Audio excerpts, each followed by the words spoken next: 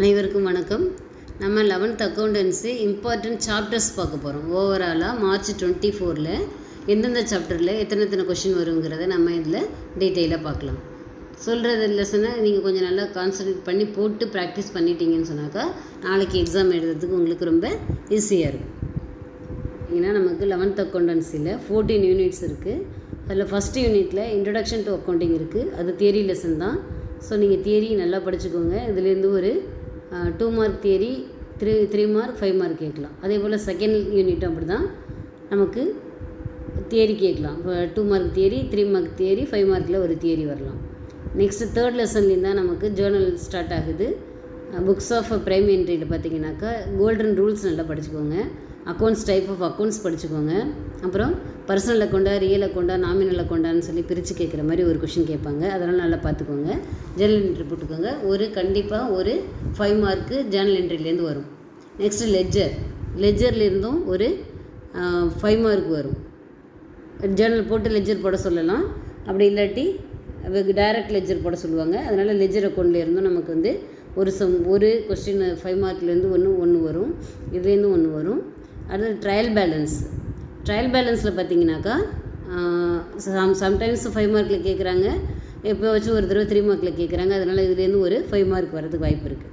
Subsidiary book 1 இருக்குது இல்லையா, 6th chapter, ரொம்ப இம்பார்ட்டன்ட் லெசன் இது. நீங்கள் வேறு எந்த லெசன் பார்க்கலன்னா கூட, டல் ஸ்டூடெண்ட்ஸ் இது வரைக்கும் படிக்கலைன்னா கூட நீங்கள் 6th லெசன் நல்லா பார்த்துக்கோங்க. இதுலேருந்து 2 5 மார்க் வரும், ஒரு 3 மார்க் வரும், ஒரு 1 மார்க் வரும். கண்டிப்பாக 6th லெசன் ரொம்ப இம்பார்ட்டன்ட் லெசன். அதே போல் சப்சிடரி புக்ஸ் 2 அதுவும் ரொம்ப இம்பார்ட்டண்டான லெசன். அதுலேருந்து வந்து ஒரு 2 ட்ரிபிள் காலம் கேஷ் புக் கேட்பாங்க. அது ஒன்று கம்பல்சரி வரும். இல்லை சிங்கிள் காலம் கேஷ் புக்கும் டபுள் காலம் கேஷ் புக், இது ரெண்டில் ஏதாச்சும் ஒன்று வரலாம். இதுலேயும் வந்து பார்த்திங்கன்னா 2 5 மார்க்ஸ் வரும், ஒரு 3 மார்க் வரும், ஒரு 2 மார்க் வரும் சம் ஓரியன்டாக. அடுத்து பேங்க் ரெக்கன்சிலேஷன் ஸ்டேட்மெண்ட்டில் ஒரு 5 மார்க் வரும், கண்டிப்பாக வரும், ஒரு 3 மார்க் வரும், 2 மார்க் மேபி தியரியாக கேட்கலாம். ஓகேவா? அடுத்தது நம்ம சாப்டர் 9 போகலாம். Chapter depreciation accounting. First 5 some model இருக்கு இல்லையா, அந்த ஃபஸ்ட்டு 5லேருந்து அதை ரேட் ஆஃப் டிப்ரிசியேஷன் கண்டுபிடிக்க சொன்னாங்கன்னா 3 மார்க்ஸில் கேட்பாங்க. அமௌண்ட் ஆஃப் டிப்ரிசியேஷன் கண்டுபிடிக்க சொன்னாங்கன்னா 2 மார்க்ஸில் கேட்பாங்க. கண்டிப்பாக இதுலேருந்து ஒரு 5 மார்க் வரும், ஒரு 2 மார்க்கோ இல்லை 3 மார்க்கோ ஒரு கொஸ்டின் வரும். ஓகேவா? அடுத்து கேபிட்டல் ஆர் ரெவென்யூ இருக்கிறதுலே குட்டி லெசன், சின்ன லெசன். டோட்டலாகவே 6 1 7 1 தான், அவ்வளோதான் இருக்குது. அதில் பார்த்தீங்கன்னாக்கா கண்டிப்பாக ஒரு 5 மார்க் கேட்குறாங்க. அதுலேருந்து 3 டிரான்சாக்ஷன்ஸ் ஏதாச்சும் கொடுத்துட்டு 3 மார்க்கில் கேட்குறாங்க. அப்படி 2 கொடுத்து 2 மார்க்கில் கேட்குறாங்க. இதுவும் ரொம்ப இம்பார்ட்டண்ட் லெசன் தான். நீங்கள் நான் சொல்லலையே 6th லெசன் பார்த்துக்கோங்கன்னு, 6 5 6 7 அண்ட் 11 பார்த்துக்கிட்டா கூட, அப்புறம் எல்லா லெசனில் உள்ள 1 மார்க் பார்த்துக்கிட்டிங்கனாக்கா கண்டிப்பாக உங்களால் வந்து மோர் தென் 40 மார்க்ஸ் எடுக்க முடியும். அதாவது ஃபெயிலுங்கிறதுக்கே வாய்ப்பு இல்லைங்கிறதுக்காக சொல்ல வரேன். ஓகேவா? அடுத்து பார்த்திங்கன்னா ஃபைனல் அக்கௌண்ட்ஸ்லேருந்து ஒரு 2 மார்க்கு 3 மார்க்கு 5 மார்க் வரும். எல்லாத்துலேயும் 1 2 மார்க் 3 மார்க் 5 மார்க் 1 வரும். இதுவும் ரொம்ப இம்பார்ட்டண்ட்டான லெசன், நல்லா படிச்சுக்கோங்க. நெக்ஸ்ட்டு ஃபைனல் அக்கௌண்ட்ஸ் 2ல் வந்து பார்த்திங்கனாக்கா இதுலேயும் இந்த ஃபஸ்ட்டில் அட்ஜஸ்டிங் என்ட்ரி கேட்டிருப்பாங்க, 2 சம் இருக்கும். அதே போல் இல்லஸ்ட்ரேஷன்லேயே 2 சம் இருக்கும். இது 4 சம் நல்லா பார்த்துக்கோங்க.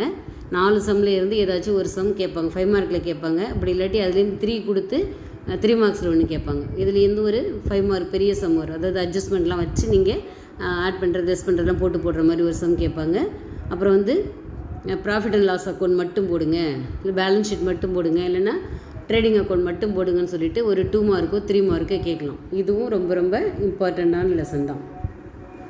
லெசன் நம்பர் 14 பார்த்தீங்கன்னாக்கா இதுலேருந்து கம்பல்சரி சம் வந்து கேட்கலான்னு எதிர்பார்க்குறேன். ஏன்னா நமக்கு 12th லாஸ்ட் லெசன்லேருந்து தான் 40வது கொஷினுக்கு கேட்டிருந்தாங்க. Unit 14 computerised accounting. இந்த லெசன்லேருந்து நமக்கு இந்த ஃபார்முலாஸ் கேட்குறதுக்கு வாய்ப்பு இருக்குன்னு சொன்னோம் இல்லையா. வாங்க அந்த ஃபார்முலாவை நம்ம இப்போ பார்க்கலாம். இந்த ஃபார்முலாலாம் கொஞ்சம் நல்லா பார்த்துக்கோங்க இல்லையா. மொத்தம் ஏபிசிடின்னு 4 டைப்ஸ் இருக்குது.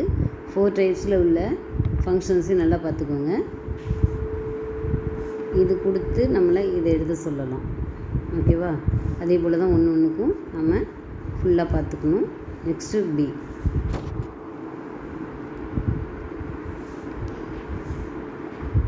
இதுலேயும் பார்த்தீங்கன்னாக்கா அப்பருக்கு என்ன ஃபங்க்ஷன் சொல்லிட்டு கேட்கலாம், அடுத்தது லோயருக்கு என்னன்னு சொல்லிட்டு கேட்கலாம்.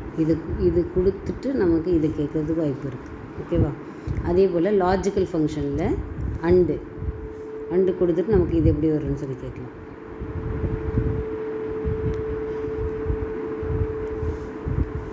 அடுத்தது ஆருக்கு என்ன எப்படி எழுதணும், ஃபங்க்ஷன்ஸ் ஃபார்முலாஸ் எழுதணும். இந்த மாதிரி இஃப்க்கு என்ன ஃபார்முலாஸ் எழுதணும்னு கேட்கலாம். அடுத்து பார்த்திங்கன்னா ஃபினான்ஷியல் ஃபங்க்ஷன்ஸ்னு இருக்குது. அதுக்கும் இது கொடுத்துட்டு நமக்கு இது ரெண்டில் எது வேணாலும் கொடுத்துட்டு இது எழுத சொல்லலாம். அதனால் இந்த ஃபார்முலாஸ் நீங்கள் நல்லா படிச்சுக்கோங்க. கம்பல்சரியில் கேட்கலாம். எப்போவுமே லாஸ்ட்டு 14th லெசன் ரொம்ப இம்பார்ட்டண்ட்டு. தியரி ஓரியன்டாக இருக்கிறனால கண்டிப்பாக தியரி வரும்.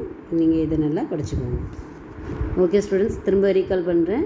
நமக்கு இதில் எந்தெந்த லெசன் ரொம்ப இம்பார்ட்டன்ட் லெசன், எதுக்கு நம்ம மோஸ்ட்டு இருக்கிற சம்மெல்லாம் போட்டு பார்க்கணும் அப்படின்னு சொல்லி பார்த்தீங்கன்னாக்கா, லெசன் நம்பர் 5 பார்த்துக்கோங்க, 6 பார்த்துக்கோங்க, 7 பார்த்துக்கோங்க. நெக்ஸ்ட்டு 11th லெசன் மெயினாக பார்த்துக்கோங்க. ஓகே, அதே போல் 12th லெசன் நல்லா கான்சன்ட்ரேட் பண்ணி பாருங்கப்பா. 12th லெசன்லேருந்து ஆல்ரெடி சொன்ன மாதிரி தான் ஒரு 2 மார்க், ஒரு 3 மார்க், ஒரு 5 மார்க் கேட்கலாம். அதுலேயும் ஃபஸ்ட்டு ஒரு 5 சம்ஸ் இருக்கு இல்லையா, 4 சம்மும் ட்ரேடிங் அக்கௌண்ட் மட்டும் போடுற மாதிரி இருக்கும். 4ம் 5ம் இல்லுஸ்ட்ரேஷனில் 4ம் 5 காஸ்ட் ஆஃப் குட்ஸ் சொல்லிட்டு கண்டுபிடிக்கிற மாதிரி இருக்கும். நெக்ஸ்ட் சம் சேல்ஸ் கண்டுபிடிக்கிற மாதிரி இருக்கும். எக்ஸசைஸை பொறுத்தளவுக்கு அதே போல் உங்களுக்கு 4 ட்ரேடிங் அக்கௌண்ட் போடுற மாதிரியும் 5ம் 6ம் காஸ்ட் ஆஃப் குட்ஸ் சொல்லிட்டு கண்டுபிடிச்சி சேல்ஸ் கண்டுபிடிக்கிற மாதிரி இருக்கும். இந்த லெசனை நல்லா பார்த்துக்கோங்க. முன்னாடி சொல்லியிருக்கக்கூடிய இந்த லெசனெல்லாம் நீங்கள் பார்த்துக்கிட்டிங்கன்னா கூட நம்மளால் எபோவ் 40 or 50 மார்க் ஸ்கோர் பண்ண முடியும். Okay students, all the best. நல்லா எக்ஸாம் எழுதுங்க.